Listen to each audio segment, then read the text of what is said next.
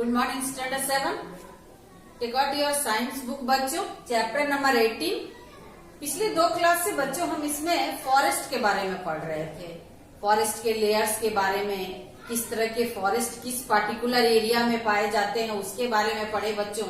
उसके बाद पढ़े बेनिफिट ऑफ फॉरेस्ट के बारे में कि फॉरेस्ट से हमें कौन कौन से प्रोडक्ट प्राप्त होते हैं, क्या क्या फायदे हैं इससे बच्चों। देखे थे हम लोग कि फॉरेस्ट से बहुत सारे फायदे हैं हम लोगों को बच्चों। ठीक है, अब पढ़ेंगे protective function of forest. Protective function means बच्चों कि फॉरेस्ट हम लोगों को बहुत चीजों से बचाते भी हैं बच्चों, बहुत चीजों से प्रोटेक्ट करते हैं। जिसमें कौन कौन से प्रोटेक्ट करने के, किस पार्टिकुलर चीज से प्रोटेक्ट करते हैं बच्चों, जिसमें सबसे पहला है प्रिवेंट ग्लोबल वार्मिंग। फॉरेस्ट हमें हमारे एटमॉस्फेयर को ग्लोबल वार्मिंग होने से बचाते हैं बच्चों। ठीक है, ग्लोबल वार्मिंग तो ये आप लोग बच्चों समझते ही होंगे कि जब एटमॉस्फेयर में ग्रीन हाउस गैसेस की मात्रा बढ़ जाती है तो हमारे एटमॉस्फेयर में किस तरह का सिचुएशन हो जाता है बच्चों, ग्लोबल वार्मिंग का सिचुएशन हो जाता है। सपोज दैट एक ही गैस को लीजिए आप बच्चों, कार्बन डाइऑक्साइड। अगर कार्बन डाइऑक्साइड की मात्रा हमारे एटमॉस्फेयर में ज्यादा हो जाए बच्चों तो हमारे एटमॉस्फेयर का टेम्परेचर क्या हो जाएगा बच्चों, बढ़ जाएगा। और टेम्परेचर बढ़ जाएगा तो ग्लोबल वार्मिंग होगा और हमारे जो माउंटेन है उससे आइस क्या होंगे, मेल्ट करने लगेंगे बच्चों। तो प्लांट फॉरेस्ट कैसे प्रिवेंट करने का काम करता है बच्चों। फॉरेस्ट को, प्लांट को क्या होता है, फोटोसिंथेसिस के लिए कौन सी गैस की जरूरत होती है, कार्बन डाइऑक्साइड की ऑब्वियसली। तो अगर ज्यादा से ज्यादा फॉरेस्ट रहेंगे तो एटमॉस्फेयर से वो क्या करेंगे, कार्बन डाइऑक्साइड की मात्रा को ज्यादा एब्जॉर्ब करेंगे बच्चों। और कार्बन डाइऑक्साइड की मात्रा जब वो ज्यादा लेंगे तो क्या करेंगे, वो हमें ग्लोबल वार्मिंग से बचाएंगे, प्रिवेंट करेंगे।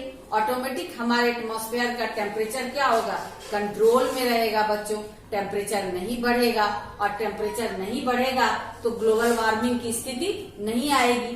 तो इससे हम लोग क्या देखें कि plant forest prevent from global warming. Forest क्या करता है, हम लोगों को ग्लोबल वार्मिंग से बचाता है बच्चों, हमारे एटमॉस्फेयर को ग्लोबल वार्मिंग होने से बचाता है। दूसरा है प्रिवेंट एयर पॉल्यूशन। फॉरेस्ट क्या करता है, हमारे एटमॉस्फेयर को एयर को पॉल्यूटेड होने से बचाता है बच्चों।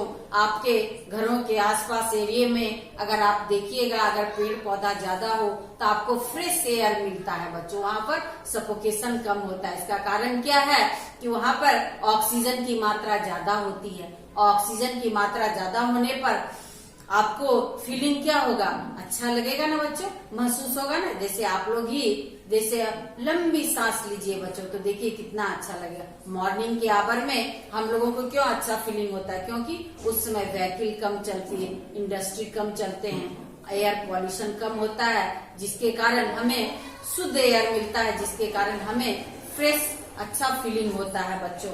तो क्या करता है फॉरेस्ट, हमें एयर पॉल्यूशन से भी बचाता है हमारे एटमॉस्फेयर को। तीसरा कंट्रोल्स विंड फोर्स।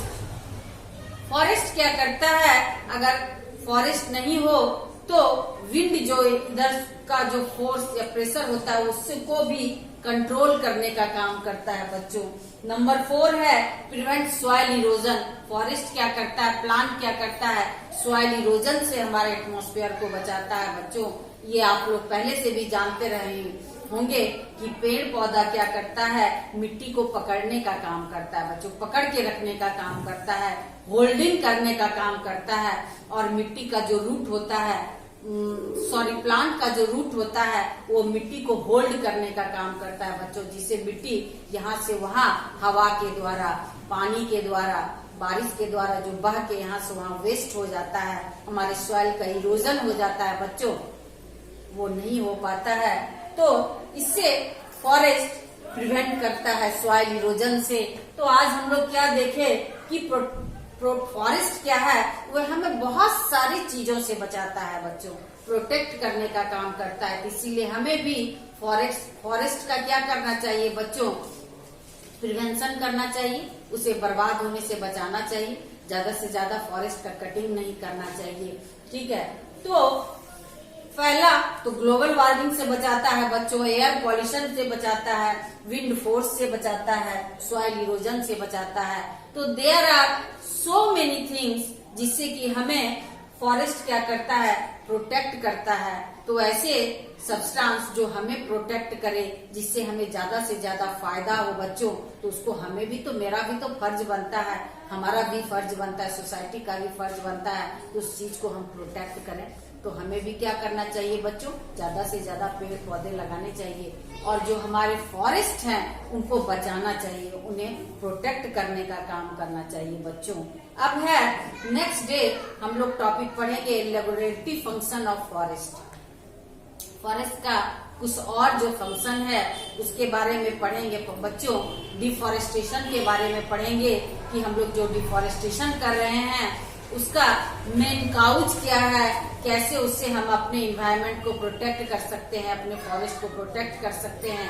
ये इस कुछ और टॉपिक इस चैप्टर में बचे हुए हैं बच्चों, जिसको कि हम लोग नेक्स्ट डे डिस्कस करेंगे।